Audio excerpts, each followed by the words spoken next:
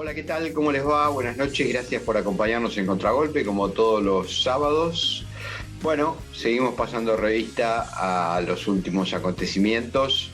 Siempre un poco mechamos con el escenario internacional. Ustedes saben, esta semana eh, en casi todos los programas de radio, de tele, en los diarios, se habló mucho del impacto de la guerra en los precios y la preocupación que se está generando en muchos países por las consecuencias sociales del conflicto, ¿no?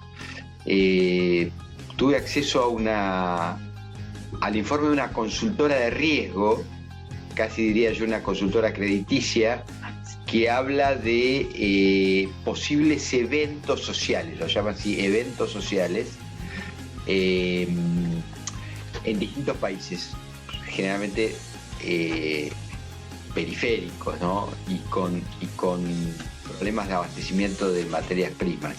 Ahora, bueno, la Argentina produce muchas materias primas eh, y está incluida en este listado de países con posibilidad de eventos sociales. Yo creo que es un tema para seguirlo de cerca porque lo entronco con todo lo que pasó en esta semana que termina.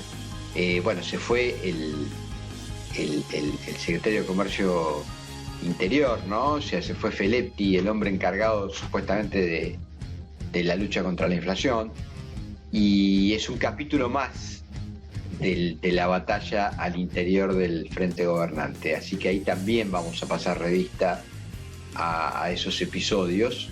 Y por supuesto, como hacemos siempre, también paramos la oreja lo que está pasando en las veredas de enfrente, porque bueno, ahora hay que hablar también de otra oferta electoral de calado, que es la de Milei. Algunos dicen que es una exageración, pero lo cierto es que, bueno, tiene un predicamento cada vez más importante el hombre, ¿no? Bueno, en un minuto de todas estas cosas hablamos con Rodrigo Esteves. Ya venimos.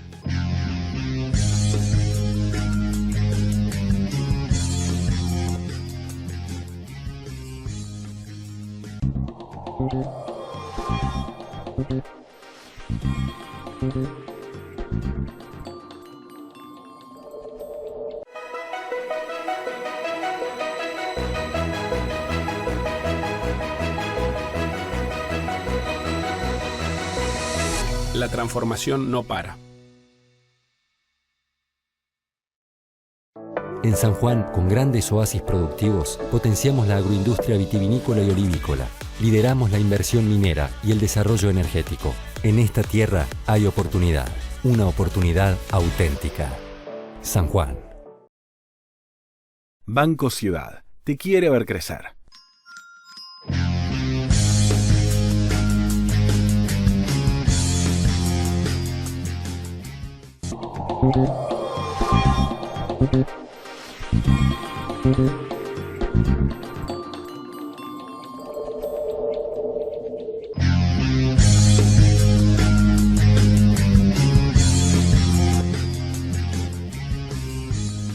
Hola Rodrigo, ¿qué tal? ¿Cómo estás? Buenas noches. Muy buenas noches, Roberto. Buenas noches a vos y buenas noches a la audiencia. ¿Cómo estás? Bien, una pequeña trampa de las que sé que a vos no te gustan. Vos, no, porque vos decís que, y tenés razón vos, por supuesto, ¿eh?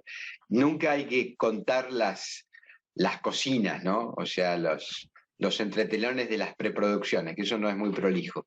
Y la verdad es que cuando charlábamos con vos, pasábamos revista, los temas, qué sé yo me olvidé de hacerte mención a este informe de una consultora internacional que pasa revista bueno, a lo que está pasando en muchas partes del mundo. Hay una preocupación francamente elevada por la situación, las consecuencias, ¿no? de la guerra, sobre todo en los países que dependen mucho de la importación de alimentos. Es de público y notorio que la India suspendió sus exportaciones de trigo. Hay en lo que se llama el Cuerno del África una sequía tenaz.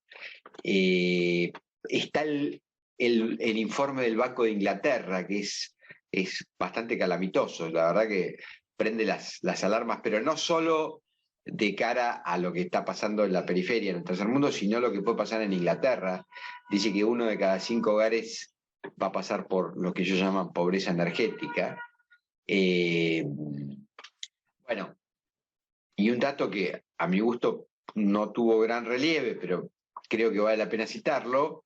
Hay una nota firmada por la corresponsal ya histórica de Clarín en Londres y en París, cubre las dos capitales, que es María Laura Viñón, una histórica periodista, que dice que hay recomendaciones en el Tesoro inglés de cobrar un windfall tax, un impuesto de éxito, digamos, a las gasíferas y a las petroleras, por la renta extraordinaria. Bueno, yo creo que eso hay que llevárselo al Instituto Patria porque va a ser las mieles, ¿no?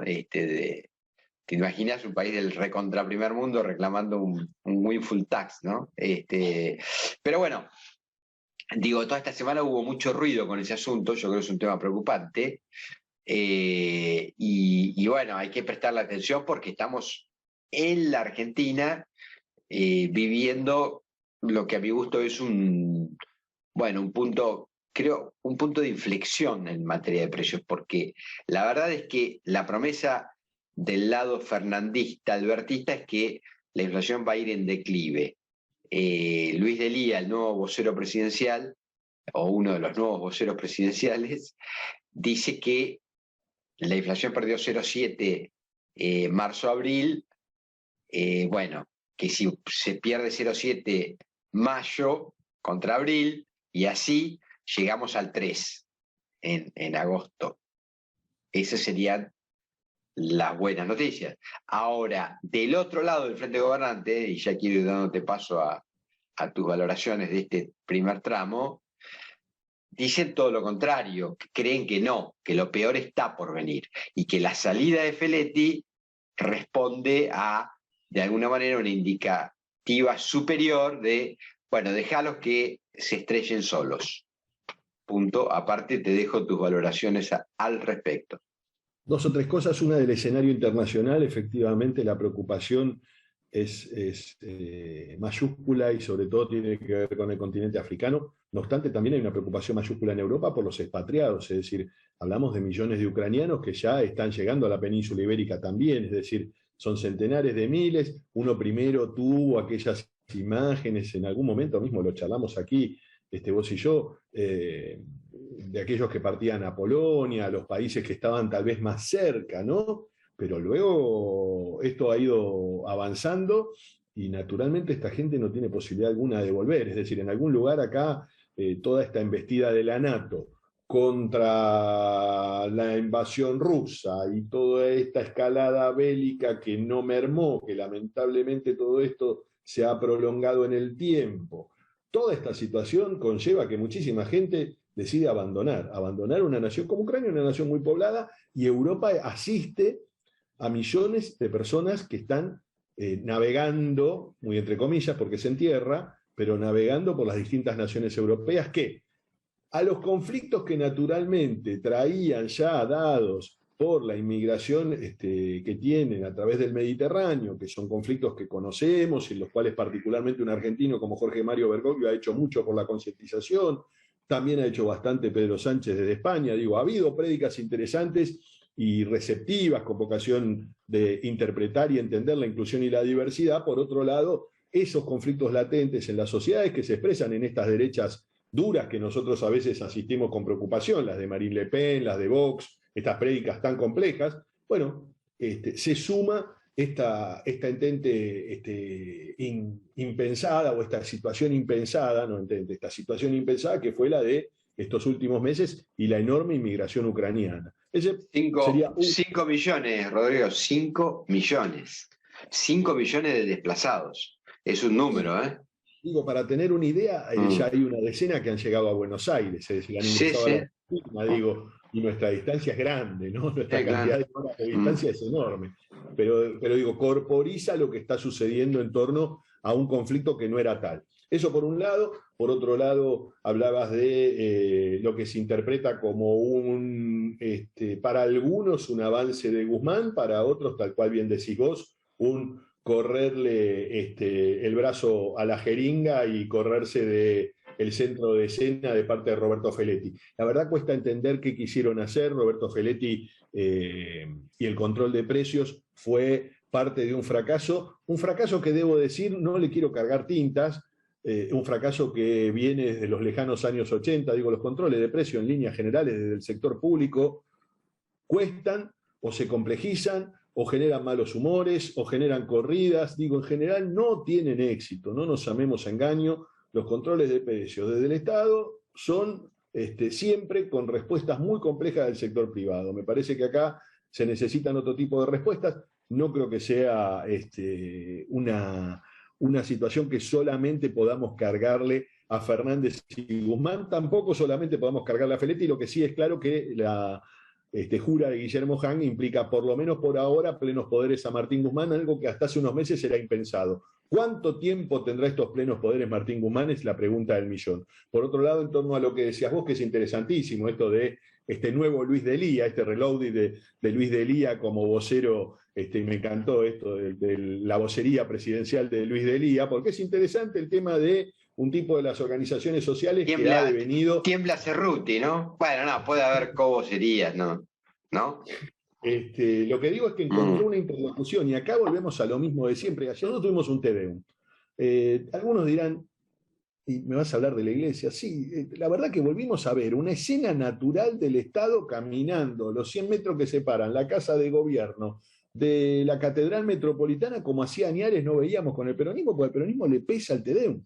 Y en general, hasta el propio presidente tenía pautado un viaje a la Antártida para no ir al TDU.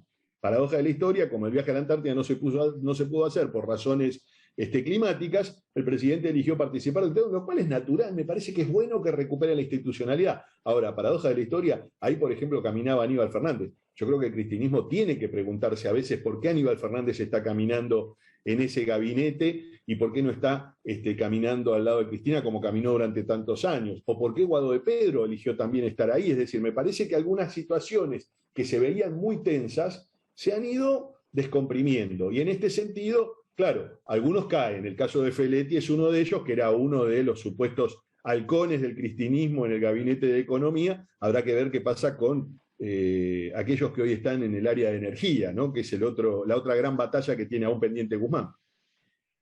Sí, bueno, pusiste varias picas en Flandes de cara al panorama gobernante, porque lo de Guzmán, para muchos, incluso no cristinistas, sí peronistas, no cristinistas, no albertistas, llámese por ejemplo gobernadores, ya no se entiende. Es decir, no se entiende por qué el presidente está en una cruzada pro Guzmán. Creo que a veces pasa, que le pasa mucho, ¿viste? a los presidentes cuando le empiezan a pedir las cabezas o la cabeza de determinados funcionarios, y entonces entran en eso de si lo entrego es un gesto de debilidad. Bueno, la debilidad del presidente Fernández está esculpida a pulso propio, con malas decisiones, y cualquier estudio demoscópico que tomes te dice que es uno de los peor valorados. Entonces, ¿qué le haría una mancha más al tigre? También creo que cabe la pregunta de si cambio al ministro de Economía, pero si la política económica es la misma, y entonces el que viene va a volver a tener 6 puntos de inflación, al nuevo te lo comes en 3 meses. Lo que sí va tomando forma dentro del peronismo, con todo lo que implica la palabra peronismo, por lo amplia, es esto así no puede continuar. Alguien me dijo a mí, una figura que yo respeto, destacada dentro del peronismo, me dijo, esto hay que ordenarlo en 60 días, si no, estamos liquidados. Ordenarlo quiere decir encontrar ese famoso espacio de discusión común en el frente que nunca estuvo, y avanzar en un esquema de candidaturas que ordene la situación. Vos sabés bien que la mayoría de los gobernadores va a ir por cuenta propia para evitar el desgaste nacional. Por ejemplo, dato concreto, la información que tengo es que Coqui Capitanich va en marzo a la reelección en Chaco. muchos dirán, che, pero si va por la reelección no puede después. Sí, puede después, no, no es lo prolijo, no, yo digo, después en junio se anota en la PASO. Ahora, él revalida en marzo y la información que completo es la orden de Capitanich, por favor, no quiero ningún funcionario de órbita nacional en Chaco a partir de febrero. Esta campaña la hago yo solito. Ahora, insisto con esto, me dicen que va a haber un sprint final para descomprimir esa situación tensa y un poco hasta bizarra de que la dueña de los votos no se habla con el mandado, perdón. Me dicen por último, y cierro, que el presidente está muy bunkerizado, muy bunkerizado, no sale del búnker y que cada vez escucha menos gente. Su círculo ya es muy íntimo. Vamos a dar nombres concretos: Vilma Ibarra, Julio Vitovelo, tal vez Vélez. Por último, hay todo un tema, ¿viste?, a resolver de qué hacer con la cumbre convocada por Estados Unidos en California, si ir o no ir, por el veto que tiene Venezuela, Nicaragua y... Me estoy olvidando alguno, ¿no? Venezuela, Nicaragua... ¿Cuál? La isla de Cuba. La isla de Cuba. Y la isla de Cuba, ni más ni menos. Bueno, esa posición encontró la solidaridad de México, hay que decirlo. Bolsonaro tampoco va a ir, que está metido de lleno en la campaña, pero la posición de Vélez y de Argüello es que Argentina vaya. Entonces digo, este me parece que es el panorama de la interna oficial, por lo menos la que yo tengo, ¿no? Y acá sumemos un recuerdo para agitar un poquito la memoria de nuestros atentos televidentes, que es el teléfono de Joe Biden cuando en su momento la Argentina tenía que avanzar en el acuerdo con el fondo, ¿no? Me parece que tanto Jorge Argüello como Gustavo Vélez no se olvidaron de ese llamado desde Washington que resolvió darnos una mano en las horas difíciles, cuando no estaba resuelto del todo y cuando sobre todo desde las propias fuerzas de gobierno, lo que es el cristinismo, había duros embates contra el acuerdo contra el Fondo Monetario Internacional. Recordemos que terminó saliendo con la aprobación parlamentaria de la oposición. Sí. Te doy un dato para ver lo que se discute al interior de la fuerza gobernante en algunas vocerías, por supuesto, de pasillo, ¿no? Pero hoy escuché con asombro, vos decís, no representa nada de poder político hoy, pero lo escuché esta semana que termina a Rucauf hablando con Daniel Tonietti en la radio, que habría que adelantar las elecciones, dice Rucauf, para evitar una gran crisis institucional.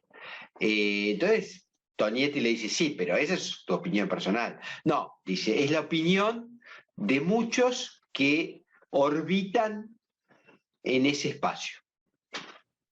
Bueno. Argentina vivió dos procesos políticos de estas características, uno el de mayo del 89, Alfonsín adelantó las elecciones que eran para octubre, lo anunció a finales del 88. Lo dijo Rucauf. Alguno dirá, fue hace muchos años, pero sin embargo creo que viene a cuento particularmente por la escalada inflacionaria. Y el otro hecho, sin lugar a dudas, fue el de este siglo ya, cuando Eduardo Duhalde, tras el asesinato de Costecchi y Santillán en la estación de Avellaneda, resolvió adelantar su salida de gobierno y convocar a elecciones que depositaron a Néstor Carlos Kirchner en la Casa de Gobierno. Me parece que como proceso político el adelantamiento de elecciones no es ilegítimo y es probable. El problema lo tienen los gobernadores. Carlos Rucauf hoy no es gobernador, lo fue en cierta oportunidad, lo fue en algún momento en la provincia de Buenos Aires y por 2 oportunidades, hoy no lo es. Me da la sensación que acá hay un tema, ¿no? Yo a los gobernadores y a esta agenda que bien señalabas hace minutos a propósito de Capitanich y el adelanto, no les resulta funcional el adelanto, porque el adelanto podría ser un cambio de época, un quiebre, una bisagra en términos políticos, y los gobernadores caerían arrastrados detrás de eso. Me parece que hombres como Rucauf pueden hablar del adelantamiento porque en términos políticos no tiene apuesta, y esto es lo que decías vos antes, ¿no? Una persona que tal vez hoy no tiene apuesta política personal, tal vez acompañe a González de Dualde, que ya anunció que será precandidata a senadora nacional por la provincia de Buenos Aires para batallar contra Cristina Fernández de Kirchner. Pero debo decir que... Qué malo que sos, ¿eh? Bueno. No, digo, pero pero digo, podría ser... No le rayes el coche así, de esa manera. Pobre Chiche. Son hipótesis de trabajo que se plantean algunos sectores del peronismo en la tercera sección electoral, que Hilda González de Dualde sea la candidata a senador y que reedite aquella pelea del 2005 en la cual Dualde quedó muy golpeado. Una pelea que Cristina Kirchner ganó con holgura. Veremos cómo será. Recordemos que Cristina Elisa Fernández de Kirchner ya se midió como senadora en la provincia y perdió con Esteban Bullrich también. Es decir, hubo un turno 2005 que es el del triunfo y hubo un turno 2017 que fue el de la derrota. Sí. Bueno, pero me parece que también aquel episodio del 2005 decretó la muerte política del dualdismo, ¿no? Lo digo con pesar, porque en lo personal por Eduardo Dualde guardo simpatía, lo confieso, pero es una cuestión personal mía, pero la valoración política es que fue el final de ese enclave político llamado dualdismo, ¿no? Ahora, bueno, en fin, volviendo a la pura y dura actualidad, como mensaje, y nos vamos a la otra vereda, y te abro el juego porque sé que tenés buena información de todo ese mundillo. Mira, Rodrigo, cuando hay muchas reuniones en el Consejo Federal de Inversiones, mal asunto. Replanteate, acordate de la Rúa.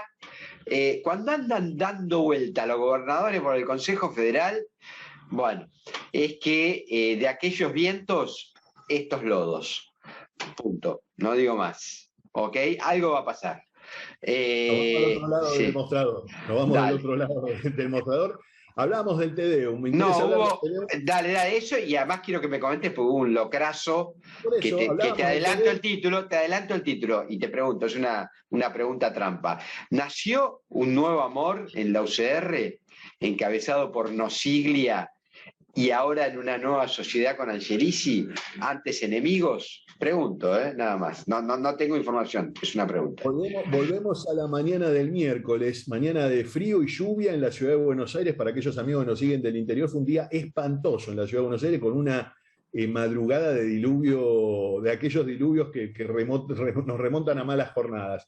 Sin embargo, hacia la media mañana mermó la lluvia, la cosa calmó, el presidente concurrió al Tedeum, lo contábamos recién con su gabinete. Allí vale el dato, el presidente se acercó especialmente a saludar a las autoridades de la ciudad de Buenos Aires. Y acá un dato no menor. Las autoridades de la ciudad de Buenos Aires que estaban allí presentes eran el jefe de gobierno porteño, la titular del Tribunal Superior de Justicia, en una actividad eminentemente protocolar como es el Tedeum, pero dos de sus ministros. ¿Quiénes eran esos ministros?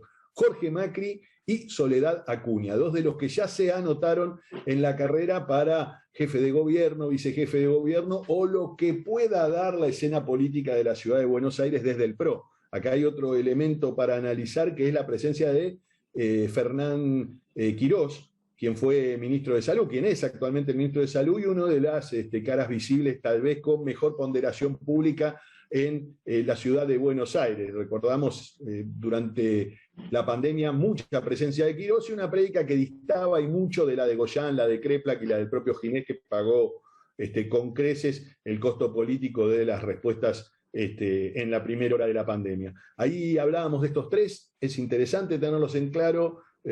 Parecen ser hoy los interlocutores. Lo de Vidal ha quedado un poco atrás, por lo menos por ahora Vidal no ha resuelto qué hacer, pero en estos tres nombres que estamos poniendo, todos integrantes actuales del gabinete de Horacio Rodríguez Larreta, podían estar las caras del PRO para, o en un escenario darle batalla a Martín Lustó, que ya se largó y lo contamos aquí hace algunos días, o en su defecto también, y acá empezar a evaluar esto, quienes acompañen en la fórmula a Martín Lustó, entendiendo que Lustó puede ser el candidato de la unidad. Lustó, bien decías, ofreció un locro en ese mediodía en Parque Norte, un lugar caro al sentimiento del radicalismo. Lustó hizo expresa mención de esto en el arranque de su discurso y habló de lo que representaba para el radicalismo la figura de Raúl Alfonsín y lo que había significado Parque Norte para la figura de Raúl Alfonsín. Ancló ahí históricamente su precandidatura y formuló algo que no es habitual en la historia. Allí, nota al pie, se largó la idea del tercer movimiento, ¿no? ¿No Ahí fue se Parque largó la idea Norte? del tercer movimiento histórico, sí, claro, la convocatoria para una convergencia democrática, pluma de Juan Carlos Portantiero, Marcelo Cavarossi, Emilio de Ípola, cuadros intelectuales que venían del Club de Cultura Socialista, algunos de Claro, ellos claro. figuras de mucho peso en la discusión política en tiempos de dictadura y sobre todo en los años 80. Alfonsín abrevó en ellos para esa convocatoria que fue el discurso de Parque Norte, al cual justamente hizo mención Martín Lustó, pero además debo decir, se proclamó, Éramos tan jóvenes, ¿no? sin duda, se proclamó además la fórmula Alfonsín Martínez se proclamó ante la Convención Nacional en ese mismo predio, en Parque Norte, por eso hizo mención. Pero más allá de esto, y tras hacer mención de esto, una singularidad fue que Martín Lustó invitó al escenario a Horacio Rodríguez Larreta, que fue bien recibido por el radicalismo. Horacio Rodríguez Larreta tomó el micrófono, habló muy poco, 3 minutos, agradeció la buena onda, el buen clima, y dijo algo muy importante: que la sociedad no se confunda. Acá estamos lo que le vamos a ganar al kirchnerismo. No hay otra alternativa para ganarle al kirchnerismo. Larreta lo dijo clarito. No habló de peronismo. Mensaje para los Milei, para los afectos a los frentes con Milei, ¿no? Me parece ahí. Mensaje a Macri, mensaje a Bullrich, ¿no? Lo dijo hacia adentro y creo que también hacia afuera, ¿no? Esta cosa de omitir todo discurso que tenga que ver con unidad ciudadana, frente de todos, peronismo, este tipo de cosas, identificar claramente kirchnerismo y por otro lado decirle a todo este sector que bien identificás vos, aquellos que hoy están aguardando señales de Javier Milei desde los libertarios, bueno, decirles no. Este acuerdo es el acuerdo que lo puede hacer posible. Rodríguez Larreta muy cómodo en esta situación en la cual se ve precandidato presidencial con posibilidades y por otro lado dejando en claro que hay una bala a la precandidatura de Martín Lustó. A esa misma hora y por esos mismos minutos en las redes sociales arreciaban los posteos de legisladores y colaboradores de Patricia Bullrich reclamando a viva voz a Horacio Rodríguez Larreta, que no comprendían por qué avalaba la candidatura de un radical y por qué no avalaba la candidatura de un dirigente del PRO. No solo eso, sino reclamando internas dentro del PRO. Un hecho que sería muy, muy novedoso porque recordemos el PRO no ha tenido internas a la fecha, sino que siempre las ha resuelto en paso. Por sí o por no, pero además es por sí o por no, porque estamos pasados ya de tiempo. ¿Nació un nuevo entente en el radicalismo, Nosiglia Angelici, o no? Yo diría que sí, 100% está todo el radicalismo encolumnado detrás de Martín Lustó. Contestado. Nos vemos el sábado que viene en Abrazo Contragolpe. Chau. Chau.